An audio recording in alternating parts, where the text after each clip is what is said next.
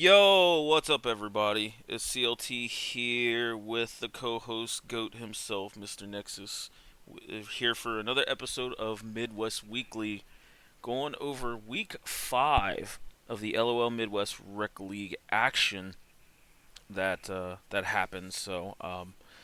Going to throw it over though here to Nexus. Nexus, how you doing, my goat? I'm doing good enough. It's been a bit of a rough summer for me personally, but Rec League kind of giving a nice little break from some personal stuff. We had another pretty interesting week again, 2-0s across the board. Not to spoil anything, but despite the fact that it was 2-0s, just some more interesting upsets coming through as we're starting to dial into these final 2 weeks and take a look at our playoff picture. It's a very blurry picture right now. There's Don't want to a look lot at of it. teams still in it. So yeah, No, avert your eyes, keep that picture covered. It's no, still developing. no.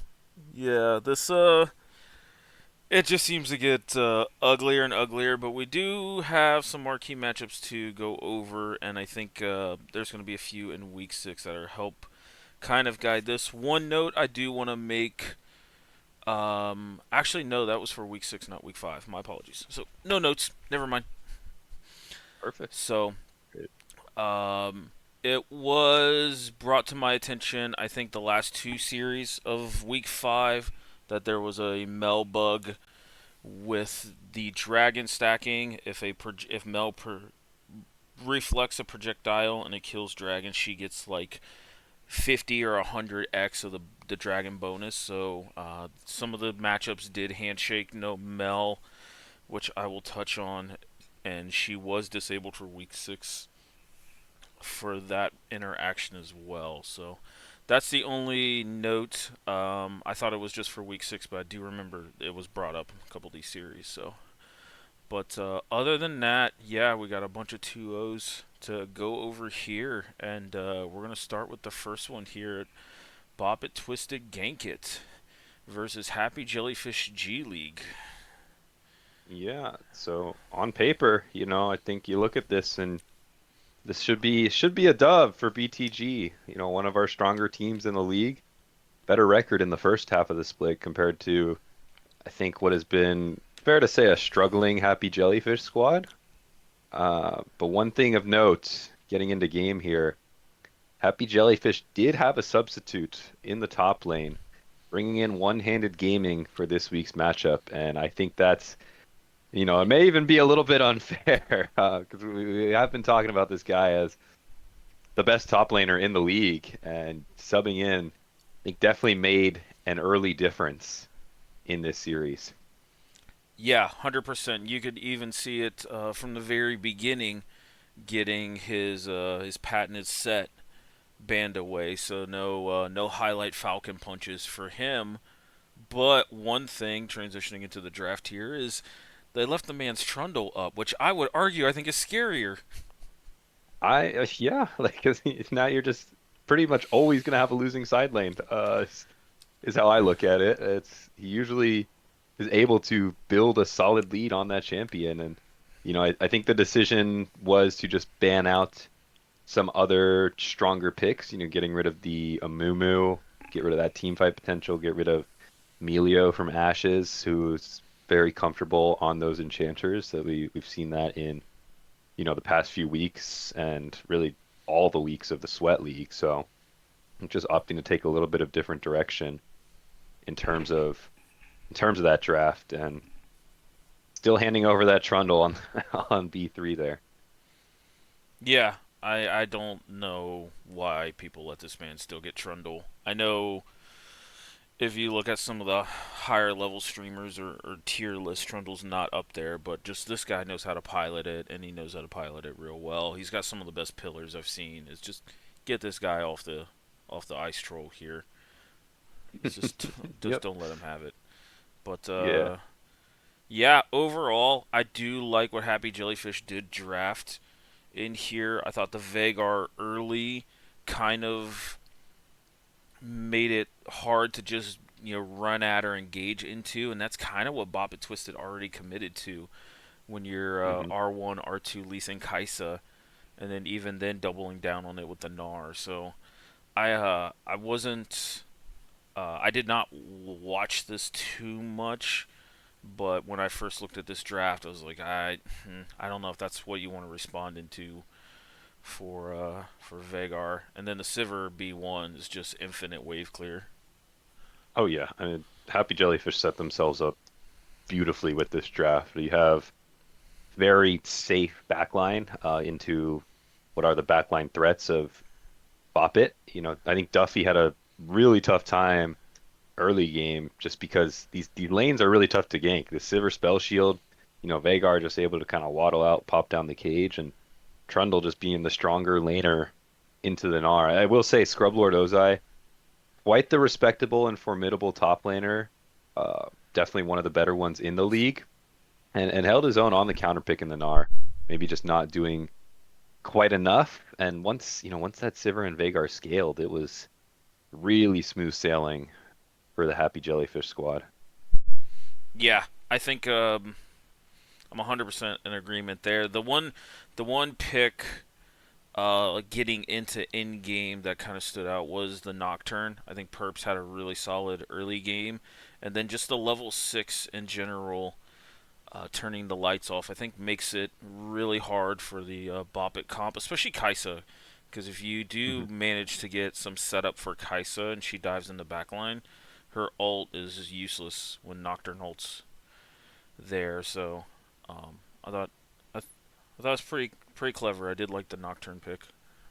Yeah, just a lot of nullification because we know Mhm. Bopit likes to win through their mid jungle, Duffy Christmas music, and they really shut down Christmas music on this Syndra, and I think that was key to their success as things start to transition into the mid game.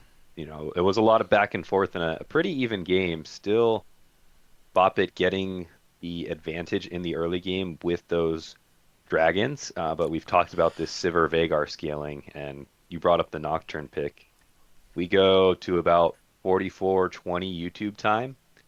You can see one of our first larger skirmishes really break out, and it is off the back of that Nocturne. One Trick Susan just stepping up, a bit too far, even with the flash, with the killer instinct. The dive of that Nocturne with Yumi over the top, Vagar in the area as well.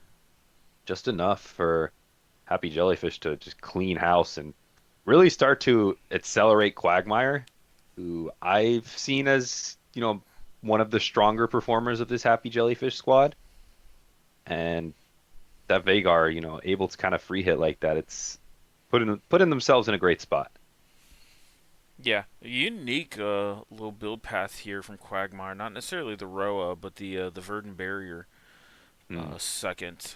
I thought was quite interesting here. Um, Oh and yeah, there's not agreed. I there's not like it. I like it as well, and I'm not a uh, big fan of the item or Banshee's Veil in general, but there's not really many things that are going to make him drop the spell shield. So it's I do like it. That was a win for the shopkeeper there. Okay, so another successfully approved CLT cook. Yeah, because he's got enough damage too, like into the side of Bop It. There's no real tank you're looking to shred, or you just have enough base damage with the Roa and kind of getting yourself accelerated with that passive AP to one shot the carries. So good shout on that.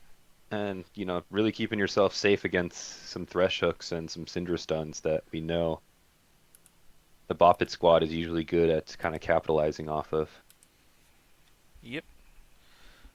I And see. then, Let's see. They took two early dragons here, but then there's another kind of nocturne spacing ult to start the dragon stacking for Happy Jellyfish. Oh, it's an infernal dragon. Oh, Vigar loves that. yeah, yep. Yeah. Did you get to that one mid lane skirmish around I 44 minutes? I did. It was Okay, perfect. Just kind of going through that. yep. And I think that was the turning point. They really were able to start snowballing off the back of Quagmire, start to pick up these objectives for themselves. I think one-handed gaming. This is an interesting discussion point because I think one-handed gaming really helped this Happy Jellyfish squad. But I don't necessarily think, like especially for this game one, if Jellyfish are playing with their normal full squad, I think they can still take this game one. Um, it was a good performance, but it wasn't this godly performance out of the Trundle. So that's, maybe an interesting discussion point and a really tough what if, but always something to bring up when a big name substitute comes in like this. Yeah, yeah. I think just because of how well they drafted into Boppett's comp, I don't think it was a player diff or anything like that overall. I do yeah, I'm seeing the build like Christmas going with the Cosmic Drive. I love the Nemesis build, don't get me wrong, but it's just it doesn't do enough damage here. And Yeah. I mean 0 4 and 1 or sorry, 1 4 and 1 now at 23 minutes here. Picked up one-handed, but ends up giving a lot of pressure here in this mid lane. Yeah, it's that side lane pressure. One-handed game in Trundle That's the special there. always gets it in. Yeah, Yep. and I mean, I think they were able to really just snowball it pretty cleanly. They just picking up slow leads off that side lane advantage, off of kind of objective play and the zone control with the Sivir Veigar. Just slowly walking this one in. They picked up, two Inferno Drakes, picked up the Baron, bunch of objectives while not really handing over to the Boppet squad. And, fast forwarding to about 57:20 in YouTube time, that was the last little big team fight here. They've built themselves up a large lead, and this is where you can see the presence of one-handed gaming on this Trundle, kind of holding that front line really well. And then the rest of the squad, Murph now scaled up on this Sivir with the Infinity Edge, and a lot of Quagmire work with just creating space for their AD carry. Two hits, ends up picking up a quadra kill in this team fight. I know they were penta chasing, it was pretty close, but Christmas What music just I'm barely sorry. escaping. I'm sorry. Here at 26, like 30ish, I was wondering how they got the second dragon and Perps with the clutch steal, nocturning ult Yeah. in there for the second dragon. What was the timestamp off the other one, sir? Yeah, sorry. I know I was jumping pretty far ahead, but 57:20 in the YouTube video. That kind of kicks us off for what you think is going to be the third Infernal Drake. Yeah, it is the third Infernal Drake for the Happy Jellyfish squad off the back of just a phenomenal team fight that I think highlights the strengths of their comp and what we've kind of been touching on. Just puts them in full display. Yeah, I like the setup. I like there's a lot of stuff going on. Syndra ult doesn't clear one-handed, so now you're burning more cooldowns onto him. They do end up taking him down, but Perps though getting into this back line makes this fight really difficult. And then yeah, there's the Veigar cage coming out. Oh yeah, Murph just free firing here. Oh, you gotta give him the penta. Come on, guys. Yeah, come on, Christmas music. Just hand that over, huh? In the Hmm. spirit of the game. Yeah, Too competitive. What? yeah. That's a third Infernal Drake. I yeah. I mean, you can get away with a lot of items there on the Veigar. The Cosmic Drive is not what I was expecting to see, but you don't feel the loss of Death Cap because three Infernals kind of gives you the boost in AP already there.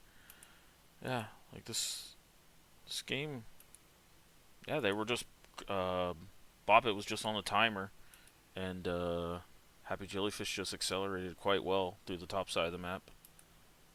Yeah, you said it well. I think they stayed in it, bop it as best they could have, but this game one really felt like a draft diff, and then well executed ultimately in those team fights. Big shout out to Quagmire for what almost yeah, I'd call it a flawless Veigar performance. 8-0-10 at the end of it all. 260 farm. It's pretty good for a 35-minute game.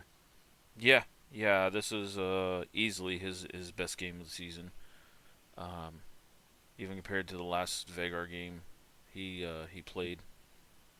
So yeah, this looks like it definitely got very convincing once they scaled up. So 25-9, about 10k gold diff, three Infernal Drakes, just accelerate that team. Yep, this ends up being a Happy Jellyfish win here in game one. We'd like to. Quality one too. Very quality one, yeah. On to Um, game two. Game two. All right. You noticing any spicy picks here? There's a couple over here on the Happy Jellyfish side. I Yep. don't. I knowing Ashes and Ash the just Wacky. plays one game of Yumi and is like, get me on something else. Give me Yeah, something fun. the sad thing is I'm looking at this lineup for Happy Jellyfish, not seeing it, and I'm like, why do I get the feeling it's the Diana or the Fiddlesticks support? Yeah, I don't know if it was like a flex pick or what, but the Diana support coming out. Oh, This what the is heck? I've hated on some Ashes picks in the past. This one I'll hate on a little bit less. It's one of those you're talking about off meta kind of assassin mages. This is a decent pick. You have really high base damages with the electrocute, so a lot of all-in potential if there is a misstep, which I think does end up happening from Thordle like once or twice, and Ashes is there to punish it. Not necessarily too much scaling going on with the Diana, and I don't think it translated that well into the late game, but it did work for lane, and once again, taking a look at the comp that Jellyfish drafted for themselves, you really like the scaling options you have with Quagmire on another pretty safe control mage in the Annie. Jinx for Murph, love the Jinx, especially when games tend to go late. One reset means usually wraps on the team fight. And then some more just quality team fight characters between Fiddlesticks and this is a game where one-handed gaming Kled I think made even more of a difference. Kled into the Scion, one-handed gaming. It's again these just random bruiser picks, able to pull him out, stomp lane, and then translate that around the map to help accelerate this Happy Jellyfish squad. Yeah, I mean, this definitely looks like a one-handed gaming type champion. Um, and Kled kind of getting not a full scope rework, but definitely a lot of changes and number adjustments this patch here. I was kind of waiting to see which top laner was going to look at that and give it a try. So, does not surprise me it was one-handed, but yeah, I'd not seen much of this game though. I would assume laning phase was probably got a little volatile in the bot lane, just with the nature of the picks. Annie really has a tough time with Oriana here.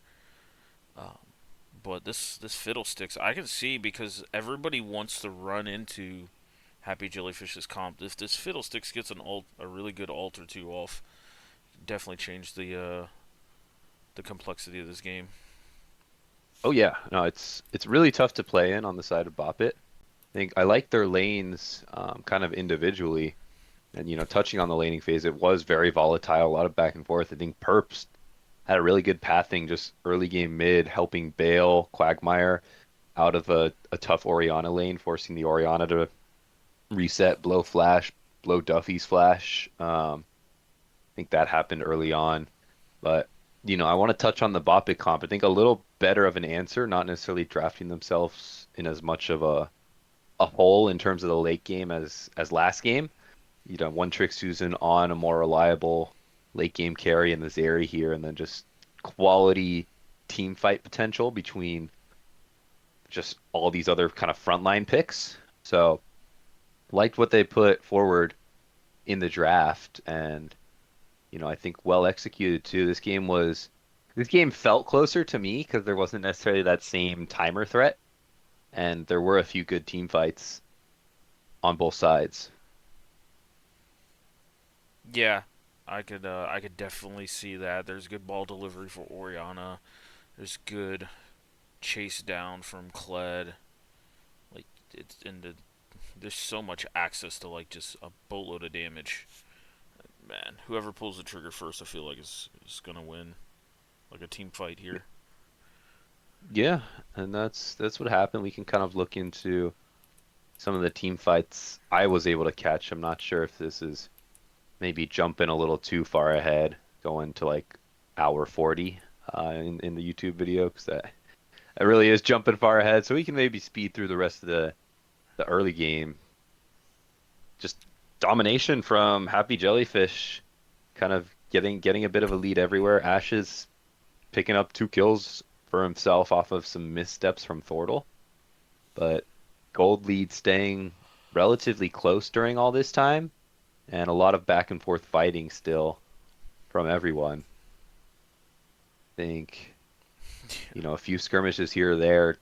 Tide was turned with this Fiddlesticks in the early game, and with one-handed gaming Kled, just had a dominating side lane presence, and I think was the bulk of the gold lead for this Happy Jellyfish D League squad, and that's someone who knows how to translate a gold lead into wins. Yeah, that was a big team fight here at around the, like 1945. Though Bobbit did end up coming out on top and Yeah, grabbing that yeah. second Drake That was a here. beautiful wombo combo. It was uh, starting off with the Rel stun into the Scion ult. Like I thought that was a pretty sick fight and kind of highlighted the power of Boppet's picks. They can get these team fights off on their accord, like you said. Starting the fight off first is going to be a huge advantage for them. But that was kind of really all they were able to get into the Happy Jellyfish squad. Great macro from that G League unit, picking up the Otacon, sneaking that in, and then just continuously pushing Vision deep. It's easy when you have a winning side lane, and we know One-Handed Gaming knows how to pilot that. But pushing Vision deep, Ashes did a good job of that, setting up the Kled for success, and then just punishing some oversteps from a lot of it was Thordle from my kind of rewatch, just consistently looking for those plays, and in doing so, misstepping and getting caught out by what are some really strong pick tools from Happy Jellyfish. Yeah, yeah.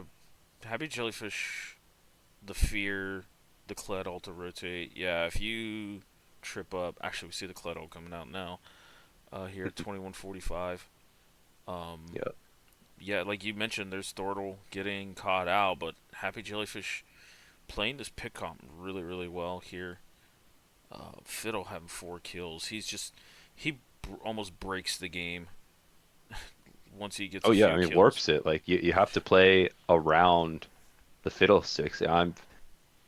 As a support main, I don't mind as much playing into the Fiddlesticks, but it really changes how you play the game, and you have to be placing your wards and saving your wards to prevent any just catastrophic Crow Storm. Because with how strong that ulti is, and with that passive potential multi-man fear, if you're not playing around that, especially when the Fiddle is ahead and has a few kills under his belt, is going to destroy your team. And that's pretty tough to do, and that's part of the reason why Thordle was maybe getting caught out a few times. We look forward to about 144, 1 hour 44, 30 seconds in. Hmm. See a massive kind of back and forth team fight between everything. Just both these teams battling for every inch that they can get. Um, Starts off looking pretty favorable for Happy Jellyfish after Boppe kind of fails to pick off Quagmire, but just some good positioning out of One Trick Susan lets him pick up a few kills on the backside. Scrub Lord Ozai, I think in the area too. One Trick Susan just pops this ulti and is shredding, honestly.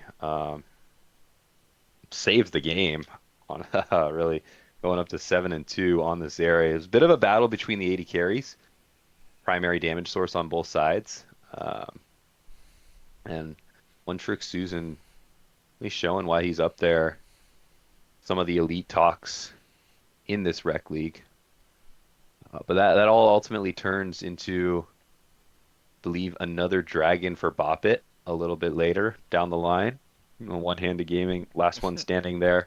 No surprise. I think this is a game where if Happy Jellyfish kind of had their normal squad um, in, I think, Ronin, I'm not sure if they're still able to pull this one out. I think game one you could fairly say like it was on them, it was on comp and good execution, but one-handed gaming definitely had a huge part in this victory, and Scrublord Ozai is a pretty solid top laner. I think would have had the upper hand into Ronin, and he necessarily didn't have that into One-Handed Gaming's Kled. So a point to bring up, not at all a knock. Like I said, game one was pretty solid for G League, and Murph was piloting this Jinx in these team fights.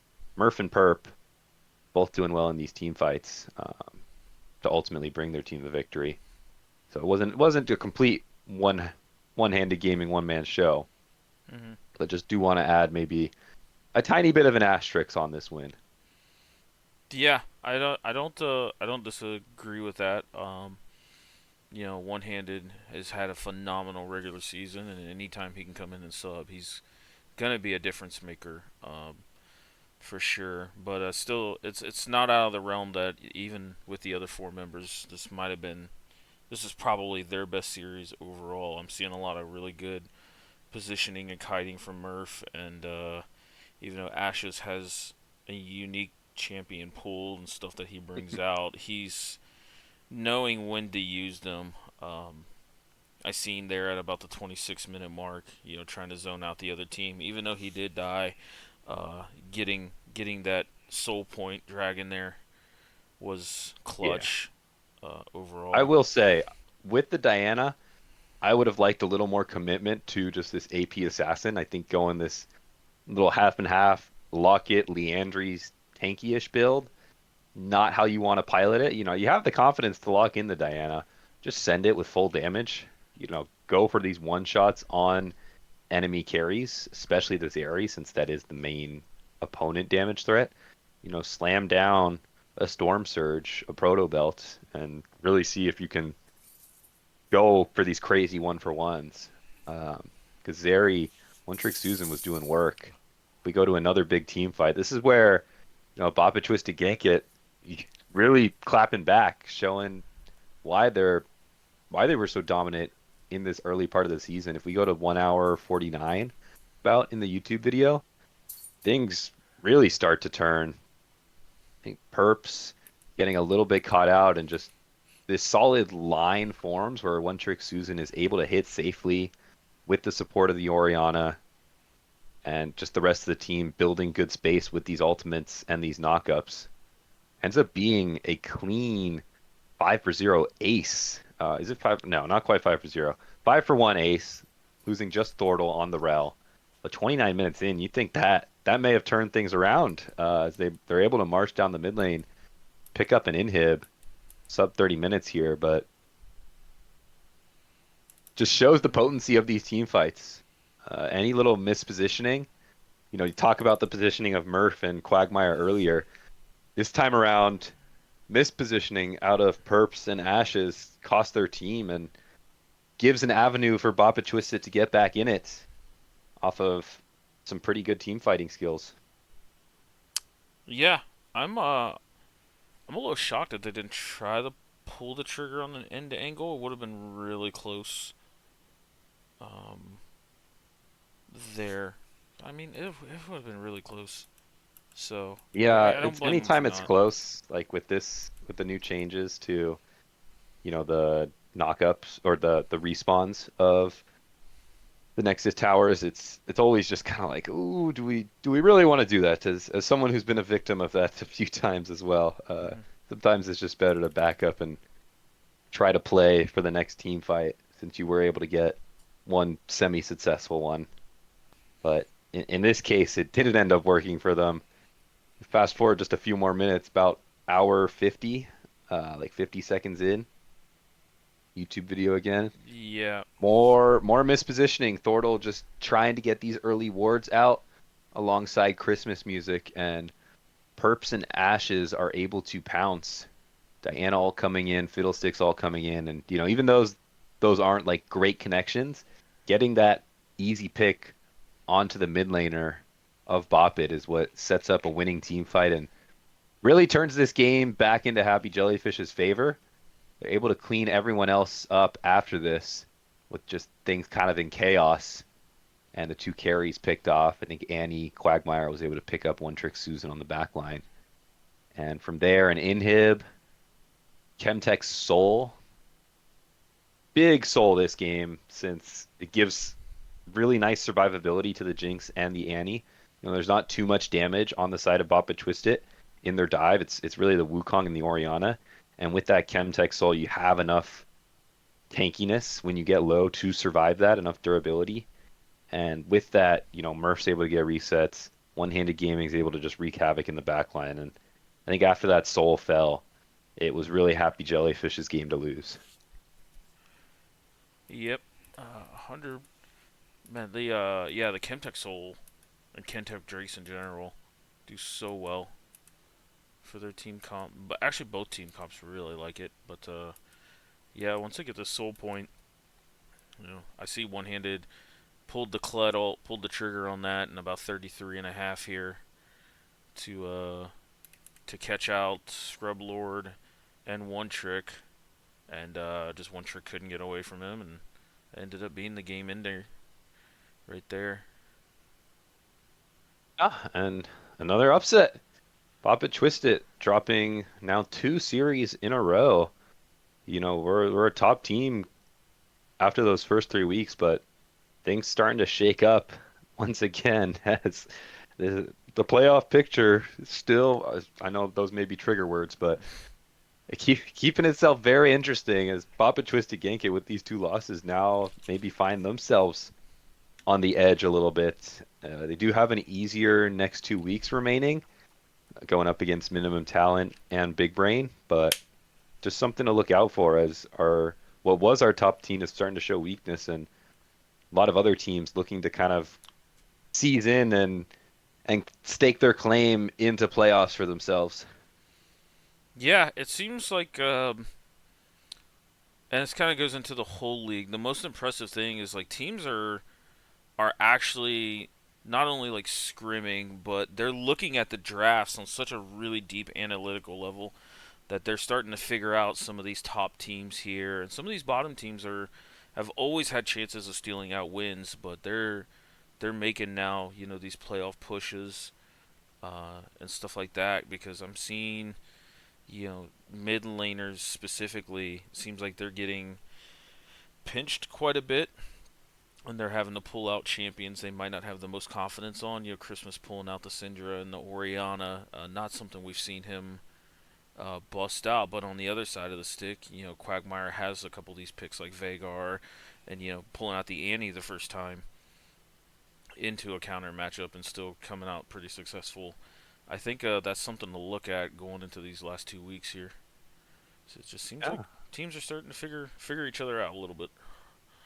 And then you get champ pool questions starting to come up. I know we got a few players around, between you mentioned Quagmire, Zelda guy comes to mind as well for just wacky pick potential, and that does play a huge hand in team identity and when teams are scouting, Hmm.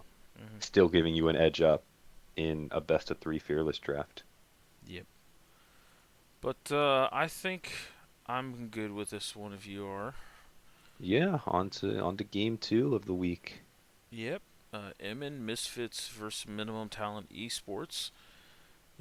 See what Misfits has coming out after taking a game off of, or a series off Bop It, and they really continued what the success was off of the Bop It series, and drafted really well. I thought the comp was very cohesive, and in Minimum Talent still struggling to get this first win. Had a couple of really nice just moments.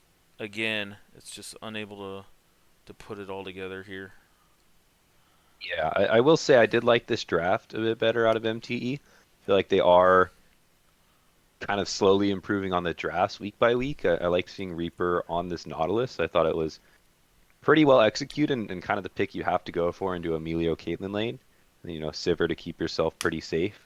A lot more reliable of a bot lane than, the things we've seen Reaper pull out in the mage supports, the Brand and the Swain. So I want to give a shout there. Throwing Marshall, your you're probably your best player onto the Akali, something with more agency, pairing that up with Meow Sejuani. has been a good tank jungle player, and then JMock on the Alawi.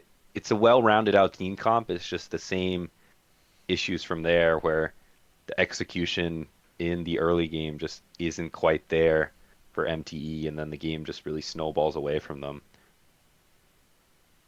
Yep, 100%. I like Sejuani with dual melee solo laners, and looking at the comp that Misfits drafted, you don't really want to dive into an Alawi and some of the topside members, Ornn, Vi. Um, they don't want to eat all of that damage that this Alawi is going to put out.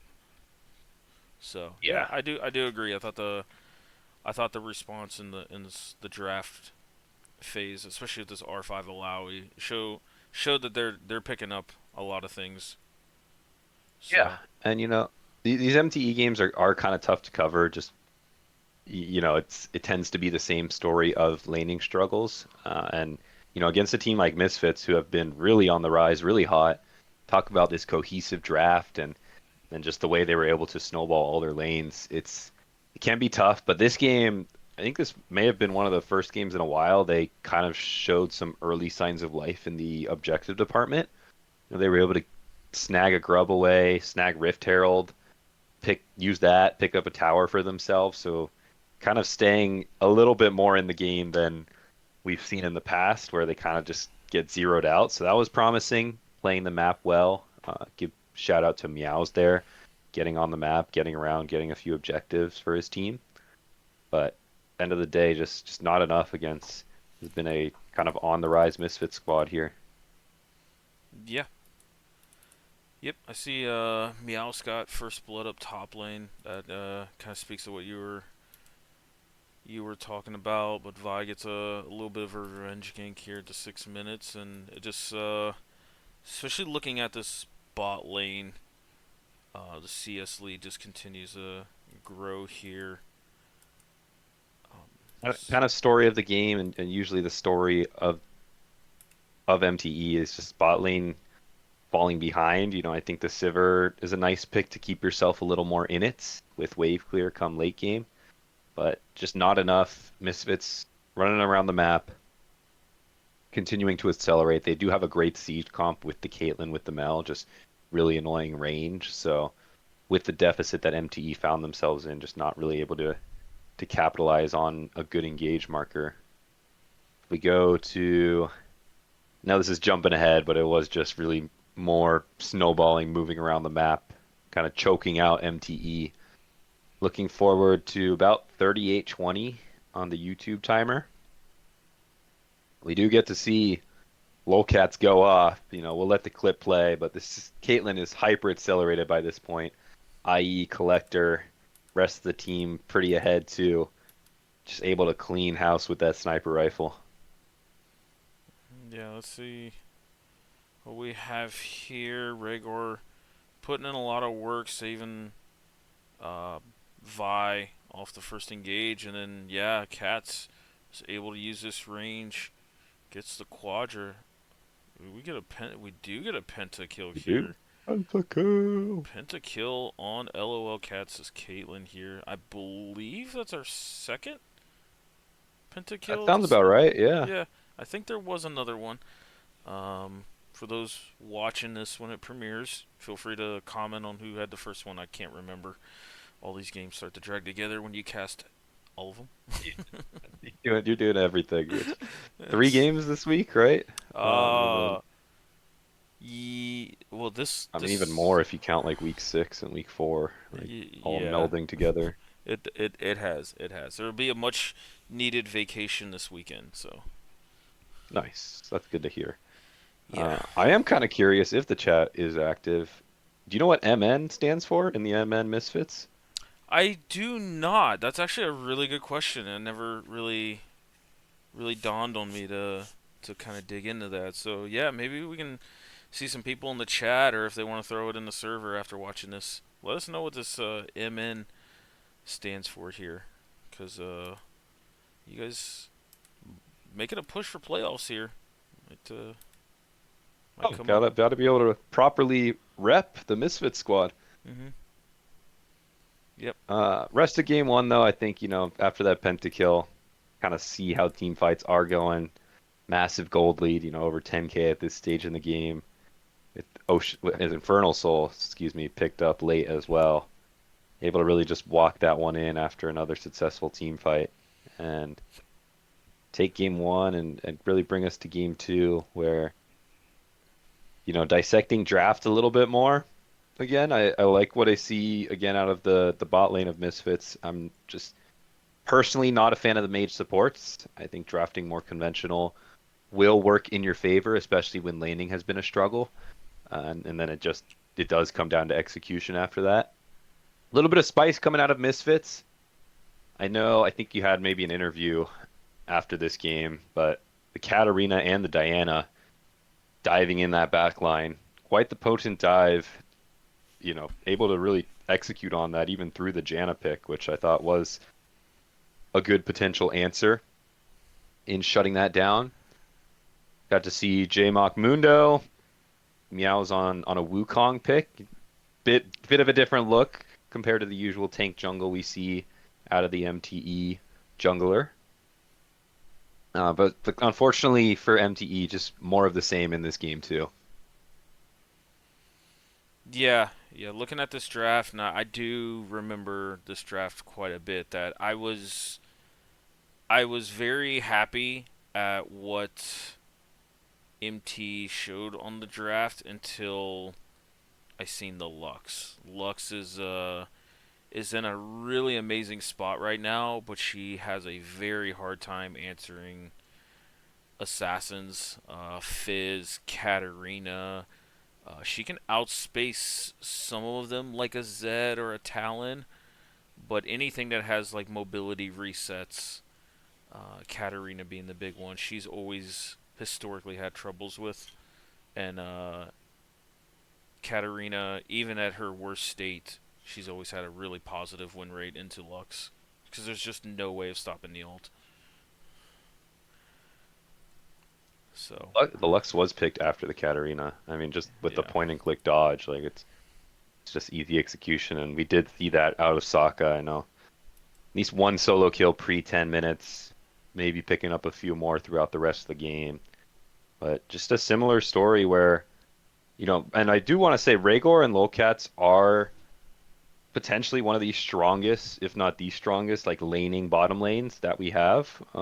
They're really solid in lane, and so tough matchup for the MTE bottom lane as Leona and Miss Fortune picked up a few duo kills of their own, and rest of the map snowballing as per usual for the Misfit squad. Toughest leaning bot lane here.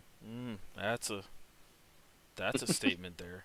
There's there's there's I a think it's close. there's a lot of respectable bot lanes. They're definitely in the discussion, and I think there's a duo over at Caster Curse that Yeah, the has Pens Pins Bird Bird, duo. Yep. yeah, who've been playing super aggressive lanes that might have something to say about that, and they'll be able to argue that in the final week of the regular season when they play Misfits. So that'll be something hyped. I know as a bot lane man, you'll probably be tuning in for that one. Yeah. No, I mean I've liked what I've seen out of Rhaegar because it tends to be what I play, so a little bit of bias there with just the Fair melee enough. engage. The thing that Pens and Bird do, they will play the more like range advantage 2v2 with Pens navigating stuff like the Nami, stuff like the Melio, and still having the versatility to pull out Rakan and other engage picks. Whereas Rhaegar is playing these just hard initiator Hex Flash champions. So that'll definitely be a matchup for week 7. Just a little bit of different styles. I think I would give the edge to Pens and Bird just because of the success that they've had for their team, all in all. But Lolcats and Rhaegar are definitely heating up and would be right there with them, I think, come that week 7 matchup. Oh, 100%. That's I like I said, it's not an egregious statement like between Misfits, Caster Curse, Capachungus with Golden Sunset, and Campbell, a very respectable bot lane as well. Like, there's bot lane is like super sneaky good. in this league, and it's going to be very hard to pick for All Star. Oops, spoiler. I think they knew we were doing that, right? I wasn't sure. Um, I was going to make an announcement probably in the middle of week 7 here, but yeah, I think we're going to plan on doing All Stars for the Rec Nice. League. I don't. I think originally the idea was not to do it, just to get the league going, and then Sweat League was going to start right afterwards. But the success of this league, I just felt like, you know what, I'll make it work. These guys deserve it, and I think it'll be a really good quality showcase for everybody.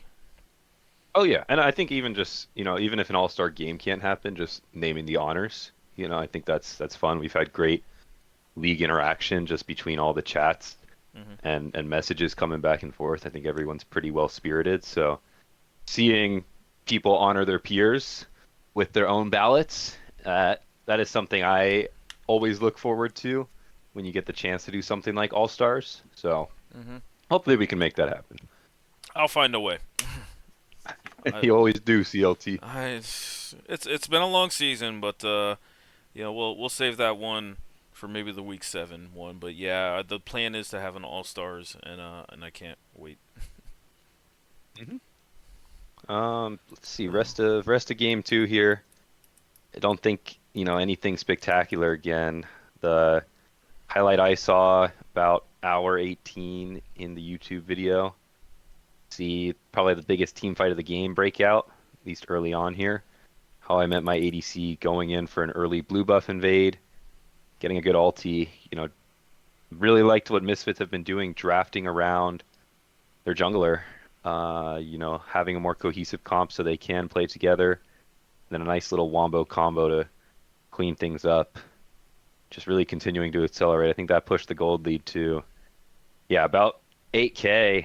And when you have an 8K gold lead at 15 minutes in, it is pretty much just wraps. Same story as always for MTE.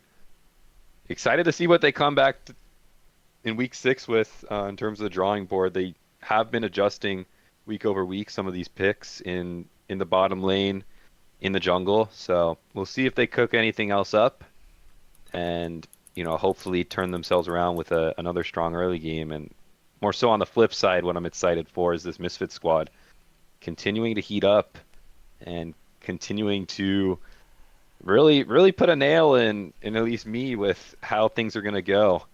I know, filming timeline of this stuff is just off. How I haven't been too available. The week 6 matchup against Kapachungus is yet to happen, quote unquote, but it has, and that's going to be interesting too to talk about that. And then the week 7 matchup that we talked about going to be a bot lane showdown against Caster Curse. So Hmm. another team to watch going forward. Yeah, 100%. I'm super excited to obviously review and go over both series because they are bangers here. But yeah, I see. They get 2 dragons. They get the Herald here. They're up 9K here at 16 minutes. Well, boy, that's a lead. Um, yeah, it's just kind of all MN misfits for the series. Like I said, the minimum talent had a couple of really nice moments. Meow's getting the first blood up top side, and that fight that we just showcased. They made the first move and had the upper edge on it, but once the bot lane came in and got involved, it became a little bit of a wallet diff, and yeah, it's all she ended up writing for that one. Yeah, but Series number 3, yep, Caster Curse, Big Brains. this Pull one, that one up. this one, I had a lot of vesting interest in this one. Pens being a former teammate, but then over on the big brain side, Shreese and Kazulan were part of the Sweat League team that I played on last split, and they're absolute just class acts of gentlemen's. So I was really, really torn in this matchup um, here, but I knew it was going to be a really fun one to watch. Yeah, and it definitely was. I mean, just take a look at this draft. One-handed gaming making another appearance on the Trundle. It it gets through again in this game one, and they pick it up. They pick it up early on to help kind of facilitate that. R3, just other bands going other ways, and then the rest of the squad of Caster Curse. Really fun draft, Amumu, Cassiopeia, another Yunara pick. I think Bird was the only one who pulled it out in week 4. And once again, doing it in week 5, I think this champ is in a pretty good state. It's exactly how Bird likes to play, this strong laning, good mid-game character that can pretty much solo carry team fights if you play around it. And with that, the rest of the kind of team fighting group around him that they've drafted, it translates very well for Caster Curse in this game. Hmm. I do like the response in the draft though from Big Brains, especially in the mid jungle 2v2. Cassio takes some time to ramp up, and Kazulan pulling out this Ziggs, I thought was a really nice answer. You can keep the Cassio at arm's reach. You're so far away that a Mumu isn't the most threatening thing here, but the Ziggs are coming in with like Rakan Vi ults. I think is really nice attacking on the Yunara, a champion that doesn't have the greatest amount of mobility, and if you can get on this Cassio, you can blow her up as well. So something a little bit different out of Big Brains, especially in the mid lane. We've seen Kazulan typically eat bans. It looks like he came up with a little bit of an answer here, looking ahead. Yeah, I like the range. Pairing it up with the Vi, great ulti combo if you can get that locked down. Solid draft on the side of Big Brain. The Xayah Rakan bottom lane does play pretty decently into Yunara.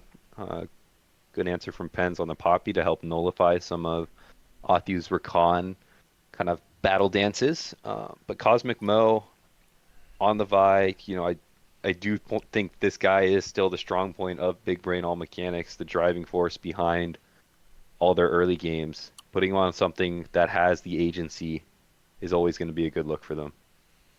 Yeah, yeah, 100%. This team operates uh, with the success of Cosmic and what he can do in these early games here. So Yeah. I really like what he's shown this whole split. hmm I know there's a lot of pauses this game, but after Mm. the early game, Cosmic this go around just not able to get too much done. Just superior laning on the side of Caster Curse, especially this game from Crosus. We talked about the counter pick Kazulan was able to bring in, but his Cassiopeia picked up a few kills around an early grub skirmish and was really just able to snowball it from there. Cass is one of those champions, if they do get ahead, get a few kills, even if it's not from your direct lane opponent, it's just miserable to play against. That miasma comes down and kind of just gets slowed and have to sit and tick away to that poison. Yeah, yeah, I do remember that that grub fight. Because Crosus, in my opinion, was a little bit behind everything. Yeah. Kazulan had a really sneaky first blood, satcheling him into the to the turret here. But yeah, the grub fight is definitely what the Caster Curse lineup needed. Coming after like the early game, and Big Brains just standing up tall and just accepting the fight that Caster Curse normally throws at you in the early game. But yeah, the team fight, the team play, I thought was what got Caster Curse ahead, and it showed in that grub fight. Mhm. And I know this once again may be fast forwarding a little bit too much, but just so we don't take up too much time, Crosus really did run away with the game there. I think after that, did get some visits from the Trundle, and the team of Caster Curse really played around this mid laner pretty well. I mean, this is one of the exciting parts about Caster Curse that I've seen in these past few weeks, as opposed to kind of early on.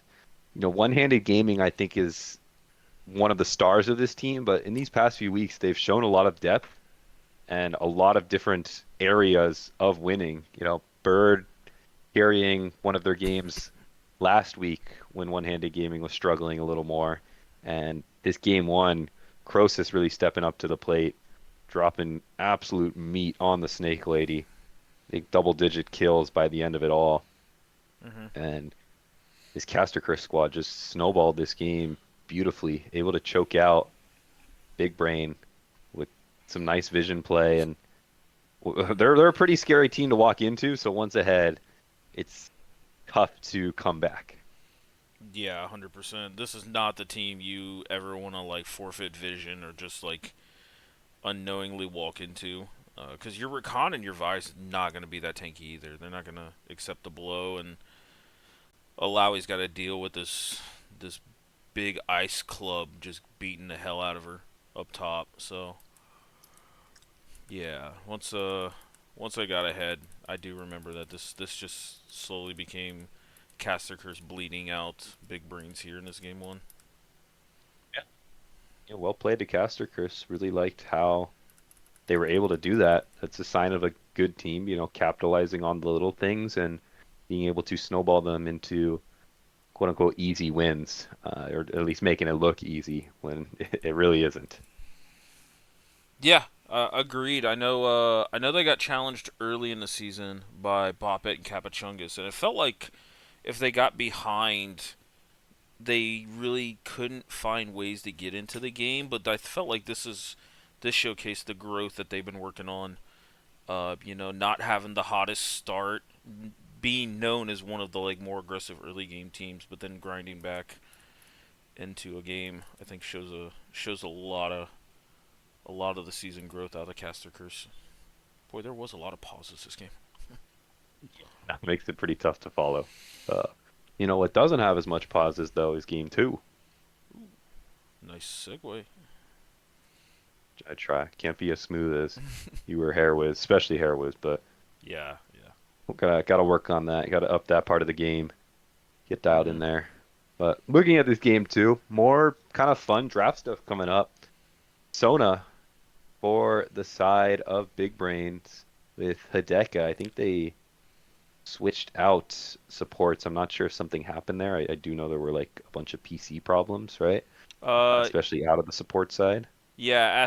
Atheu was having some internet troubles. And I Ah, actually checked in with him like in the middle of the game, like you want to run a practice tool or something. And he's just like, no, it's just not working for him today. But luckily, Hidekis was able to sub in. I believe that is their sixth member there. Um, yeah. so it was nice of him to come in and help out his team here. But kind of you touched on this Sona as kind of the support and the bot lane expert here. What's your thoughts on this Sona pick? One of the things about Sona, I love when I see a Sona on the enemy team. Uh, just because once again, my champ pool into engage, it struggles. But on the flip side, when you are drafting it, let me take a look at draft here to kind of fact check. Yeah, they drafted it after they saw the Melio pick. So if you are kind of handshaking an enchanter matchup, basically the same as handshaking a tank top matchup where you're going to both agree to scale, not really have too much pressure on each other in the lane. And I think it's a great pick in that case. I think it provides just as good of utility as any other enchanter in the game. It's just one of the weakest laning phases in the game. So drafting it into the Melio kind of nullifies that weakness and lets you get to the late game and scale up. So I'm honestly fine with it here as as an early rotation pick and kind of getting yourself set up for the late game. Yeah, I don't disagree. I think Enchanter versus Enchanter, I think Sona tends to scale a lot better from what I've kind of seen and read up on a little bit from co-streamers. It's just not. It's something that's very delicate to pilot, and if the game pace is fast, then she has a really hard time keeping up with it, which kind of alludes to where this started to go for the side of Caster Curse. They kept the aggression up. especially in the top side of the map. I really love the Akali Volley Bear set, like 3-man top side, because that supports the kind of hyper scaling Vayne bot lane that they picked up. So it was a different look for them, not necessarily on the top side of the map, but I've never seen Caster Curse really like handshake a scaling like bot lane matchup, even to the point where like Shreeze and Hidekis were fighting back quite Yeah, well. yeah. We talk about Bird and Pens being the best bot lane in the league in terms of laning, and here they are handshaking Devane Emilio, but it's paying off, as you said, with the rest of the top side. I mean, it's just a surprise, surprise, one-handed gaming set. Who could see that one coming? Yeah, just some somebody somewhere is just gonna throw 5 bans at him and just like figure out what can this man not play because it's not necessarily like he's had a small champion pool, but I just felt like no one's tested that champ pool in draft. We did see the Kled that in the series that he subbed in, but primarily just been the set, the Trundle. We've seen an occasional Ornn pick if they want to go tankier, but Yeah, I don't know. interesting. I'm very curious. hmm so yeah, zooming out, talking about how the game flow kind of went. This Maokai, Cosmic Mo, really got around. Just able to make impacts on pretty much all the lanes early, visiting with some ganks, executing well, going for AP Maokai, which I like. I don't mind when you already have a tank in the Ornn. Sets yourself up for some good zone control. And with the early kills and assists he was able to pick up, that does get the team kind of well set up as they look to transition into the mid game. I think one of the first early big fights that we saw beyond, the little trading back and forth in the junglers. If we go to about hour 30, 40 seconds in the YouTube video, kind of see some fights start to break out. Again, Cosmic Mo leading the charge for the Big Brain squad, picking off the Volley Bear with that Twisted Tree Line, Twisted Advance, the Maokai Twisted ulti. Advance, yeah. Okay, yeah, that's Or that's the Twisted worst Advance, part I of think my is casting game. W. I don't know what the ult is. I'll study up more. That's the worst part of my casting games. I gotta know the abilities, so I'm not just calling it Maokai E, Maokai W, Maokai R. But the Yeah. Maokai R successfully punishing there and picking up a few kills around this dragon area. One-handed gaming, TPing in late, but still able to actually make a difference. About a minute after everything kind of started, Side of Caster Curse respawns, and Big Brain just lining up in a pretty unfavorable fashion into this set, who can make stuff happen in these team fights. So despite the early kind of flow of that fight going well for BBAM, Caster Curse clapping back behind once again heroics out of the set. Yeah, and actually looking at this clip, I just noticed that one-handed didn't even go like the Conquer Bruiser said. He's going full tank here. You got the Grasp of the Undying, the Heart Steel, so I wonder if he felt like he needed to play that role with Etrium going more AP at first. Um, if that's the reason, then I think that's really actually pretty smart, pretty sound of that. Yeah, So that'd be kind of interesting to pick their brains on, but I think good call with the builds across the board. I have no crazy gripes with that. hmm Uh, Keeps your team a little more well-rounded. yeah, but it also puts like it puts trust in the other members that they're going to be able to output the damage and carry when typically they're relying on some of that coming out of you in the set pick. So yeah, Yeah, I like it. I like it a lot. yeah. Another big dub to the shopkeeper there. Oh my goodness, we just handing them out. I mean, these teams really are improving. hmm Watching the show, listening to the CLT, picking up the tips that they need. Yep.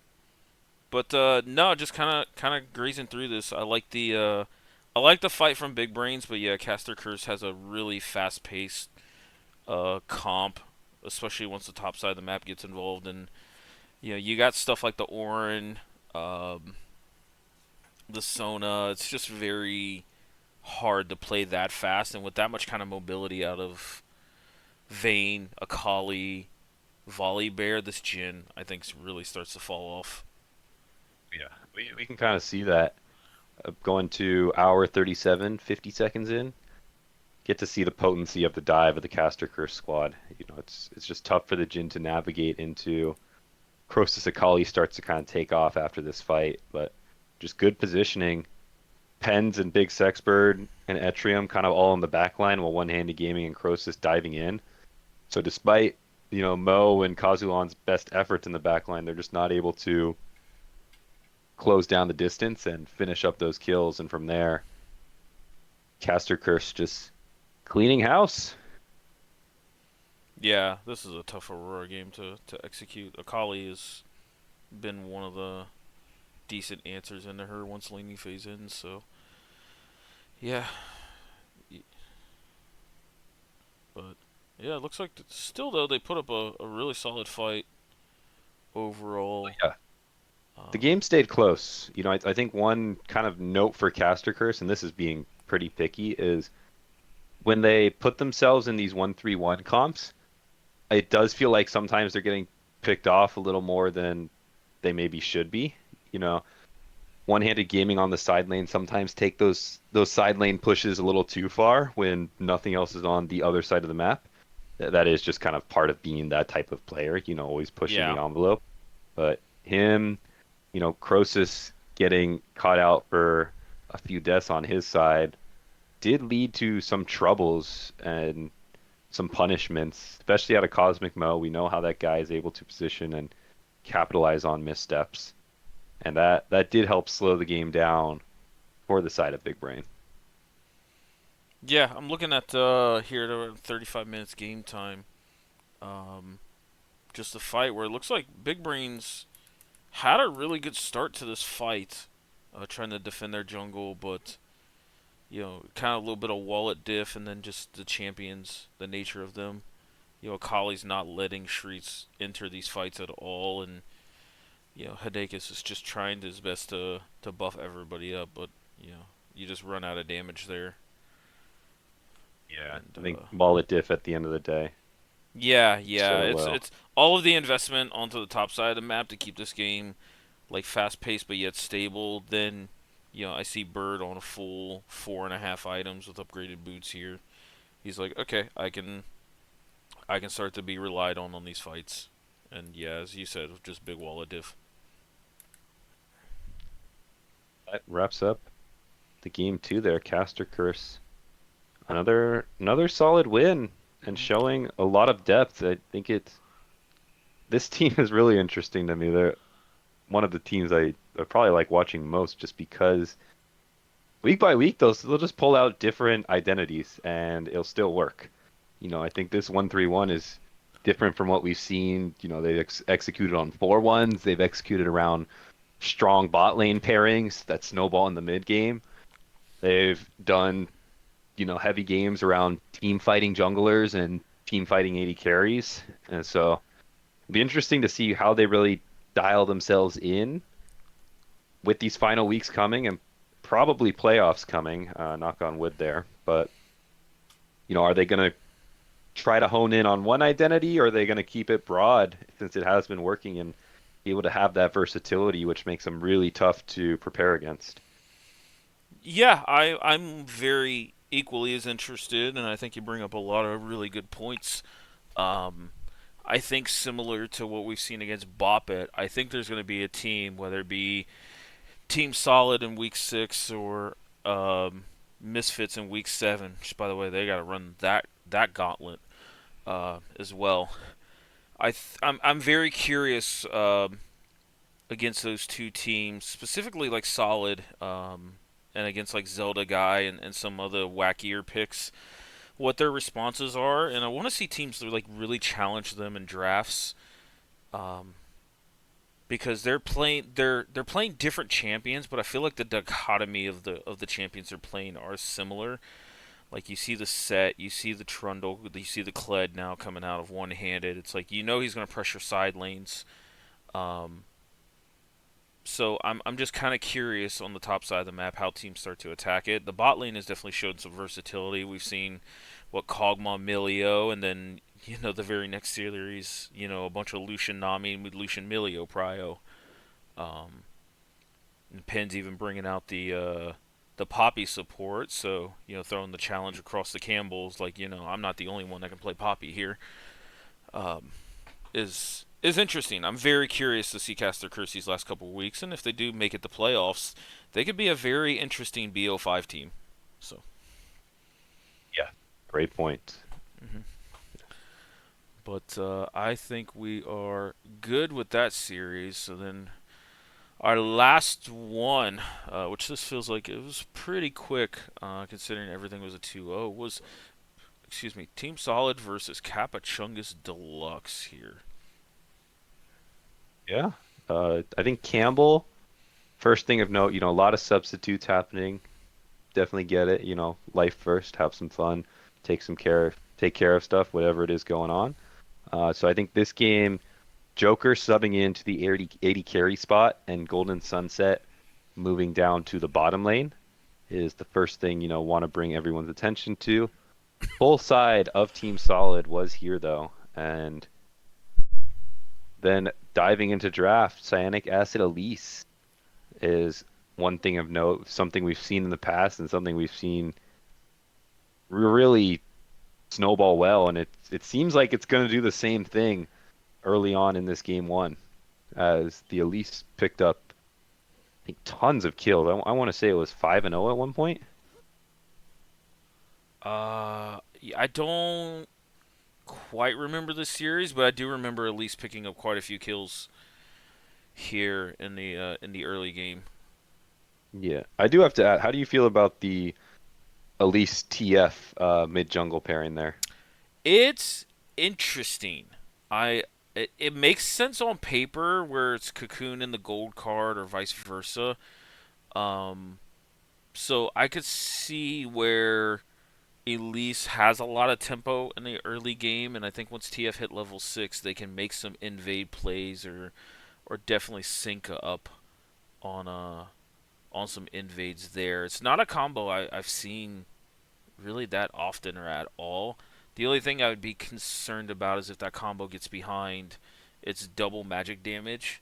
So if you have a tankier jungle or top side, like the Cho'Gath, itemizing into it is not, that hard. Yeah, I think that was my main concern with it, is just looking at the side of Team Solid early on here. In terms of reliable damage, you don't have too much. There's a lot of burst with the Elise and the Misfortune bullet time ulti, but with damage over time, they're really going to be outdone by the double carry threat of Capachungus and the Sivir and the Talia, who are able to hit more reliably and really stack up those numbers if they stay alive through those team fights. Yeah, overall, like Solid does not. They got a lot of single target like chain CC, but I don't feel like they have the best setup for the Misfortune ult. That would be the only thing I'd be very concerned about, just looking directly draft to draft. Yeah, because we've seen them execute like Misfortune Amumu really well, and so Yep. this, I think, a bit of a different look. I would have maybe liked a more traditional marksman 80 carry here to help round out the draft more, but based off how the early game went, Cyanic Acid was just running around doing work. I'm fast forwarding through it on my end. He'd end up being 5-0 at one point, just pre 10 minutes too, able to really get his team off and running. Think, nothing of crazy substance there other than just some good map play and getting involved. The one thing I do want to bring up, we go to about a little before 27 minutes, YouTube timer. This is the start of where things start to fall apart for Team Solid. Cyanic Acid, all these kills on the Elise. They're able to pick up a few more, now 7-0 on the Elise. Oh my gosh. But then they call for this dive on Joker, and things just fall apart. Joker has the flash, has the barrier, uses both, and claps on back with a triple kill. Giving over a triple kill and those shutdowns to this late game 80 carry of the Sivir, who does have that reliable damage output. This was this was a rough watch for Team Solid because it really felt like they were in control up to that point, and not at all a need to go for the dive, but trying to keep the pace pushed and backfires massively Hmm. afterwards. Yeah, it didn't. It looked like they had the kind of the eyes lit up. They're like, oh, we can dive him, but then they didn't really think about the execution. We see Squeezy tank the two turret shots before the minions even got there, and then the ricochet is able to get extended throughout all the members with the minions still being there. So it's I think they look back at this game, they want that one back for sure, because that is like this is just straight up like 2,500 gold in the Joker's pocket at 12 minutes is insane acceleration for the Sivir. Wasn't ahead at all. They were pretty behind. Golden Sunset swapping into support. No Campbell, right? Like we talk about Yeah. how potent that bot lane duo is. Um, Definitely Squeezy and Seven able to have the upper edge of them in the laning phase, but it's really brought things back and gave us a game as after that botched tower dive. I think this is a game I did have to speed through a little more, but after that tower dive, it really did feel like things were in favor of Capuchungus. Yeah, I can see a world where like you're feeling really hyped about this early game, especially if you're cyanidic acid. You've got 7 kills, but then maybe just got a little too hyped on this turret dive, and now you just deflated. All this momentum's gone from you. Cause yeah, Joker gets like a super early untall, and Berserker creeps on that. Oh my lord, yeah. And all of a sudden now you can't ever push into the Sivir. Yeah, and I think the problem ended up being more in the team fights. Just kind of looking at how much easier it is to execute on the side of Capuchungus. They're able to just engage cleanly, and despite they were still in a gold deficit, and Team Solid was still moving around the map. They have good side lanes with the TF and the burst of the Elise. But if we go about 42 minutes in to the YouTube video, we see the power of the Capuchungus team fight. I mean, now that gold's even, they are in a spot to kind of start these team fights off, and Joker's just able to free hit, really pick up a few kills here alongside Pilk, some easily layered CC. Golden Sunset I think went from 0-3 to the 3-3-7. Really shows how things turned around for that bottom lane after that dive. And that after that fight transitions into an easy Baron. And now, Team Solid is starting to struggle because they did pick up those early Drakes, well done to them off of the objective stacking. But in those late game team fights, just not having that same comp to dominate explosive team fights as they usually would. Yeah, I think like that team fight right there. I'm gonna go back and just show it again. Like this showcases like the difference in the drafts to where if there's one thing I can say about Team Solid is they have a lot of unique picks or like their own little meta. You don't see the Elise Jungle or even the TF come out. We've always praised Zelda Guy for having such a versatile champion pool.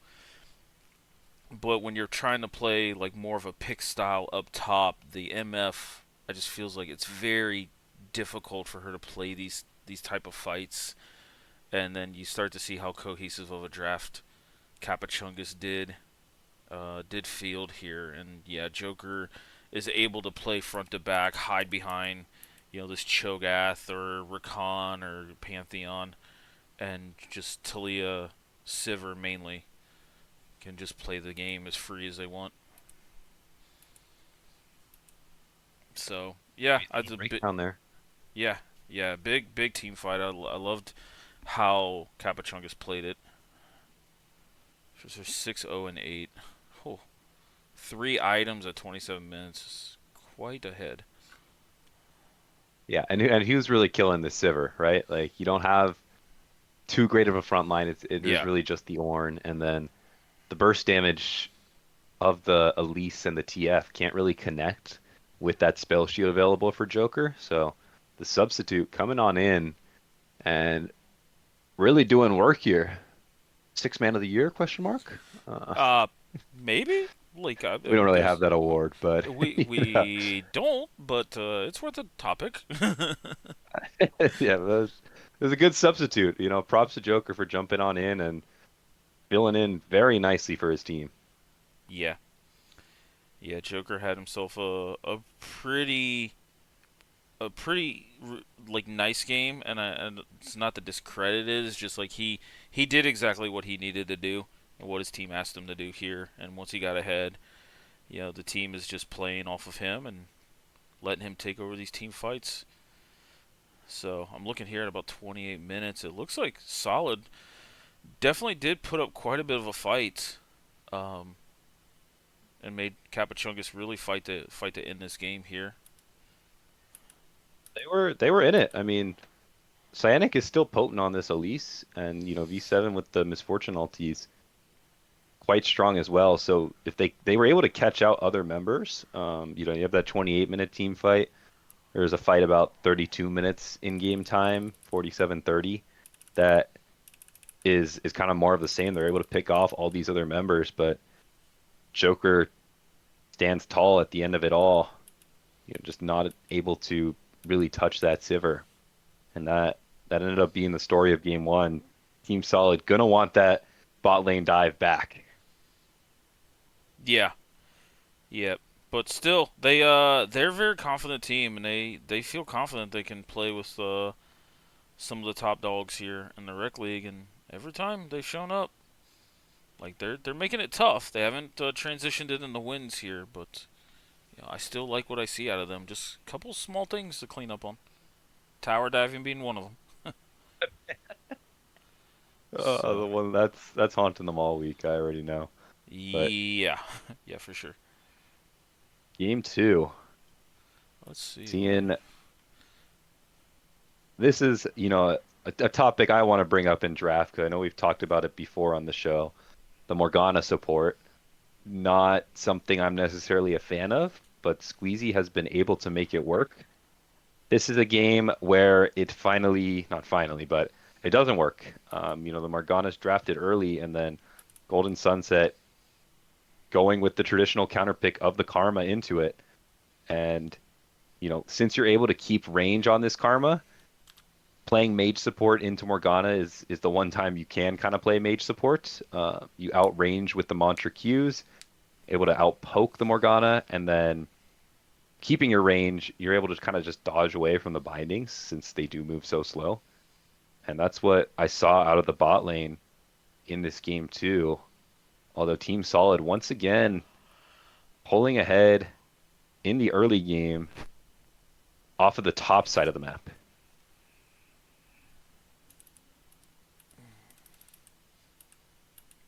Yeah, this Olaf is quite interesting. Yeah, I'm no top lane expert, but I feel like into the Yorick, it seems like it's a good pick, right? Uh, I don't. I'm kind of with you. I don't know how well it is, but I can see a world where like York is kind of just okay outscaling it, and then if he times the cage quite well, Olaf really can't get out of it.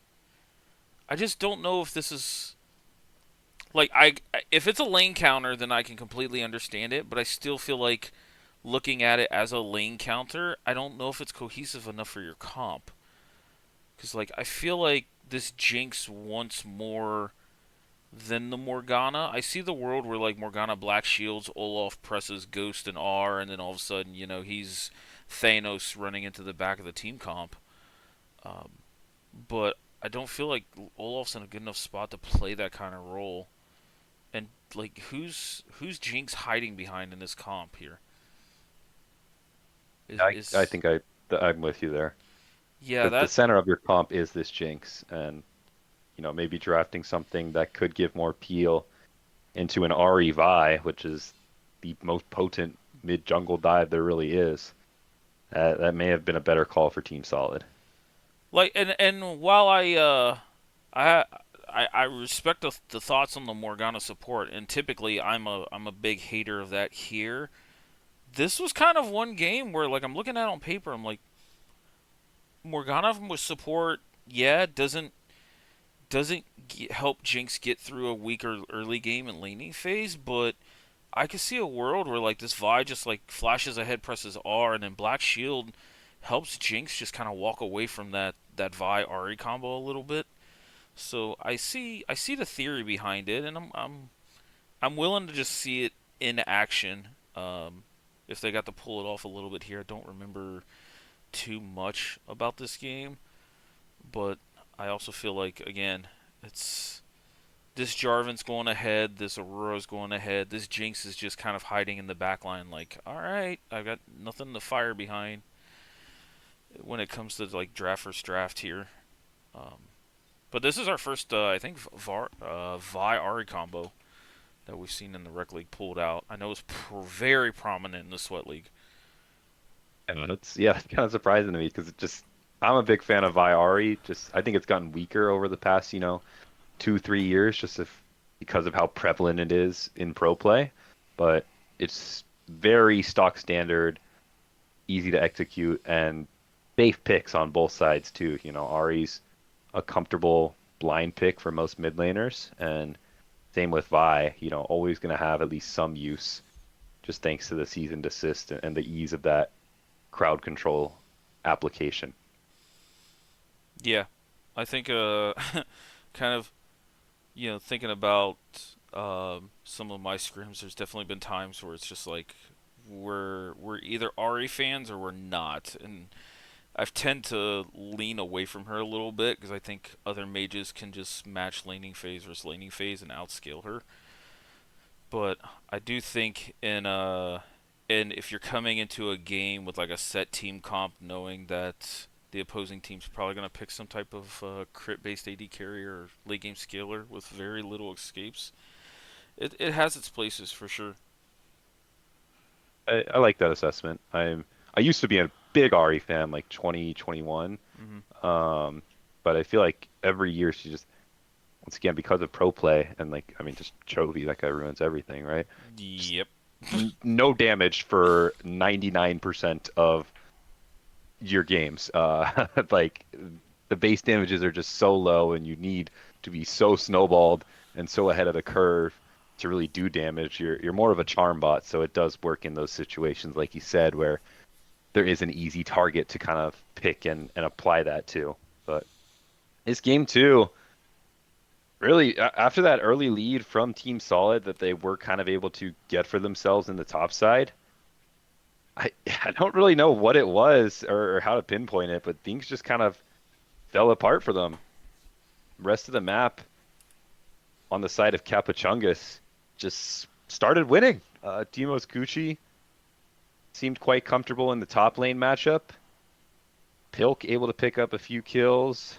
Joker, same thing, just a few kills everywhere here and there, moving that around the map for some easy towers. Push this game out of hand for the side of Team Solid pretty quickly. Yeah, I'm trying to kind of pinpoint that as well. Um, see, Olaf got to a really good start. See the bot lane here. Yeah, Joker picks up a kill. I'm sorry, no, that was 7. So yeah, this was a very good start. Almost roughly a 1K goal lead for Team Solid. Where did this go south? I don't think there really was a specific moment. It was just kills here and there, smarter objective play. Okay. 88 able to pick up all those dragons. You got a moment? Yeah, about 10 There we go. minutes, 10 seconds game time. We seen kind of a very, very risky invade coming into the red side of Capachungus' jungle here by Zelda Guy and Cyanide Acid. And even though they did pick up foe here, they gave away like a little. Was there a shutdown here? Yeah, I believe there was. There's a shutdown going over to the Ari, and Zelda Guy really has nowhere to go, so Joker ends up picking up another kill um, as well. So that ended up getting two back, including the shutdown. You went from about a 900 gold lead to now only 300 here, and the two carries are the ones that picked up the kill. So that definitely kind of sparks the comeback there and rally going for Capachungus. Not but a minute later, Joker gets off a really clutch snipe onto 7 Jinx here. So within about a 90-second window, Joker ends up picking up 2 kills. It's a good gold swing for them. Yeah, and Able to actually play they're around the Varus. yeah after that kill from Varus on the Jinx, they're actually up in gold now. So On the drop of a dime. And I know Timo's Cucci able to get himself pretty involved in the game as well. I think has been in some of these series one of the weaker points of the Capachunga squad. But with this team kind of staying in things, I think this Yorick ended up picking up a bunch of kills in the side lane. You know, you were right on that theory craft, able to kind of box in the Olaf with the wall, and then with the lead the rest of his team have, kind of get pulled back into the game and become a side lane menace while the rest of his team continues to pick up objectives around the map. yeah, I think it's a traditional like Yorick laning phase. He typically loses a little early, but can start to hold his own and spike um, after he gets some items, some gold, some levels into him. Here, that's kind of what I'm seeing in this matchup because there was a couple times, if I remember a little bit. Oh, they ended up. Oh lord, I hate to do this to you guys. We ended up botching another turret dive here at like 13 and a half minutes. Uh, Oh, where Pilk gets another kill off of Squeezy. Oof. I'm sorry to replay that, guys. Maybe that is the drawing board for Team Solid, just a little Yeah. pacing of those power dives. Yeah. Yeah, Team I don't know. For Solid. me, Sorry, go ahead. no, let's do your point first. No, Mine's a I little more was big picture. yeah, I no, watching now Team Solid quite a bit and following them fairly closely. They definitely have a lot of talent, a lot of experience, and they know what to do, especially with champion interactions. But it feels like as a team, they maybe get too hyphy and end up just kind of not letting the game come to them. They want to continue to take more and more and more of, the momentum and the gold lead instead of just, being able to sit back, reset, and then let the gold lead just kind of make itself and take advantages that way. That ties into kind of what I was gonna say. I Hmm. I like Team Solid when they're a team fighting team with kind of easier to execute team fights. They're a team that, like you said, does have that experience and that macro knowledge to navigate those scenarios. And so, if you have yourself on the more favorable scaling side in these team fights, maybe you're a little more comfortable to sit back and let the game come to you and then execute, 25, 30 minutes in with cleaner team fights, which is one of your primary strengths. And I think, this was a series where Seven definitely struggled a little bit more. I think that's kind of where you have one of your axis for these team fights, putting your 80 carry on something that you all can play around and sort of enable for those team fights is maybe key to starting that, but plenty of options there too with Zelda Guy also being very versatile in the champ pool and quite the carry threat of his own right. Hmm. Yeah, yeah, I'm 100%. Yeah, we're on the same wavelength with that one for sure. But yeah, it looks like Capachungas after that kind of invade. Yeah, the kind of messy turret dive that ended up giving Pilk a kill. We just kind of got done with a mid lane team fight here at a 15 and a half. You just started to see Capachungas really just grab momentum and keep going with it throughout this game here. Especially you get the first two dragons. Yeah, it just sets you up for success once you get the momentum. Yeah, they get feats of strength here. They really did walk away with this one. Yeah, Team Solid just not able to fight back too much in this game too. yeah, yeah. We've seen a little duel here from Timos and Souls, where Souls limps away with it. So the Olaf kind of already starting to show signs of weakness here against the York. But yeah, Team Solid.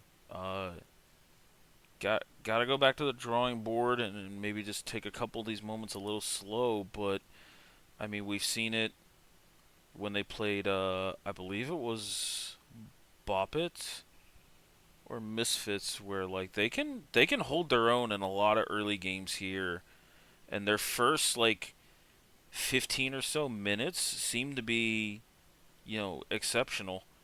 It's just after that when the adversity hits mid game, or if they try to take too much of it, they make some really key mistakes. But we'll see. They have a really tough tale against Caster Curse here, week 6, that we've noted. So that's going to be a banger. Sure.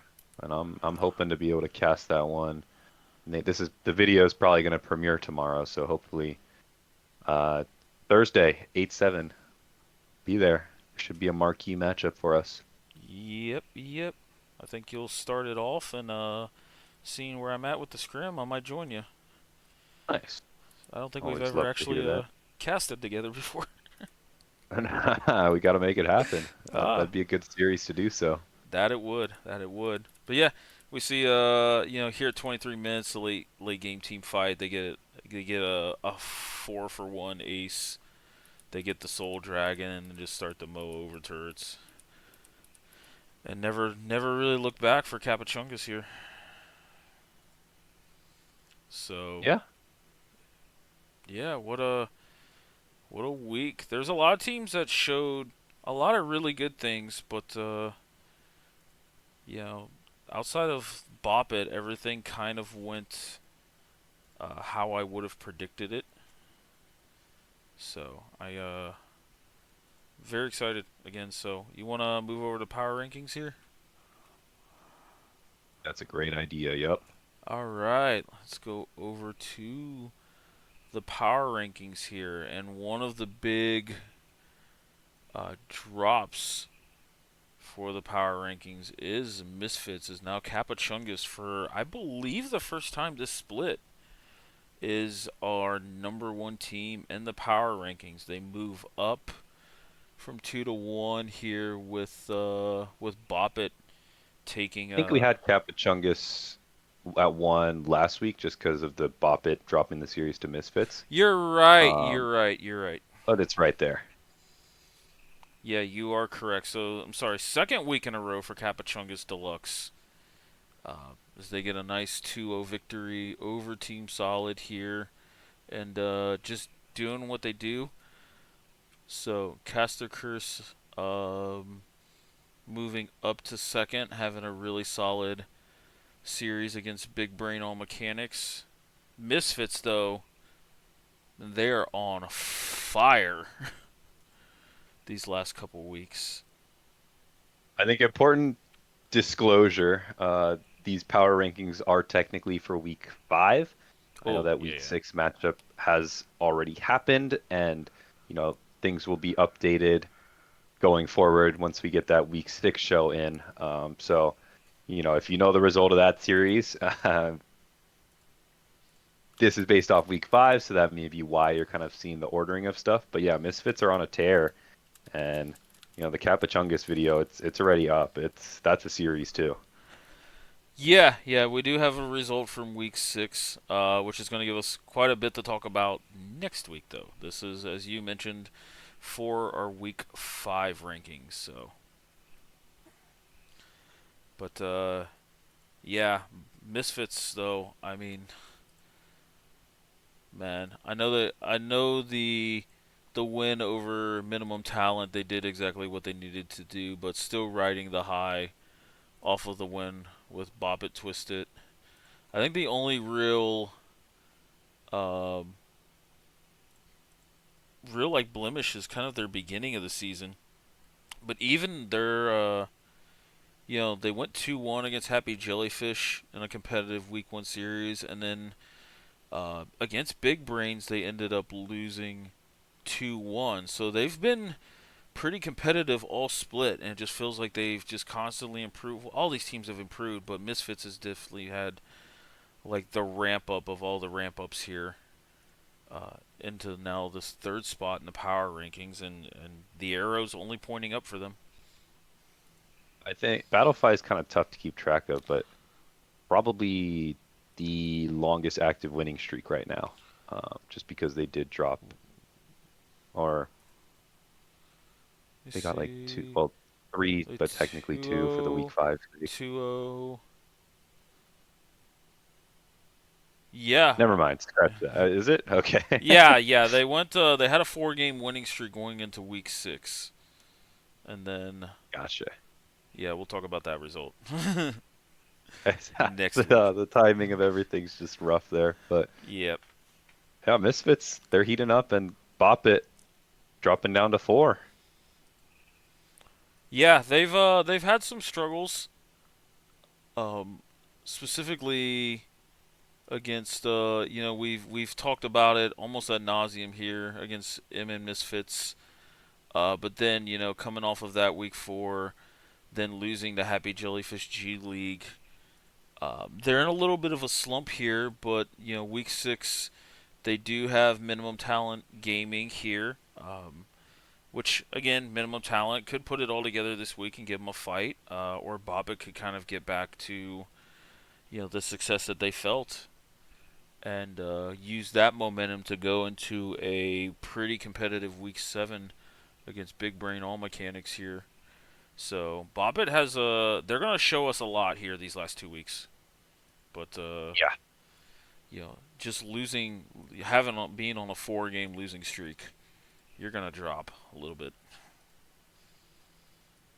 We were talking, it's so tough to make these power rankings because looking at our next two teams, Team Solid and Jellyfish, Solid has been looking not as solid as of late, but still with those strong early games. And then Jellyfish really turning it up this past week into Bop It. It's these top 6 are really just neck and neck with who separates them. Sometimes it's just a matter of matchups too, and that has made this league so interesting in these final weeks here.